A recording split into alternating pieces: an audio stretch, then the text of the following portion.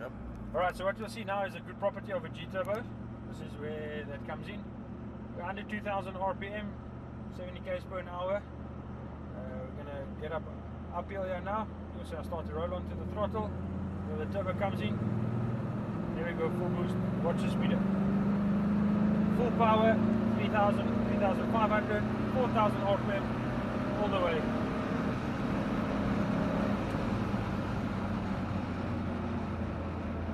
With a perfect AFR, so perfect air to fuel ratio. Down 3000, so if you're on the overtake, just give it a bit of power here, watch that climb.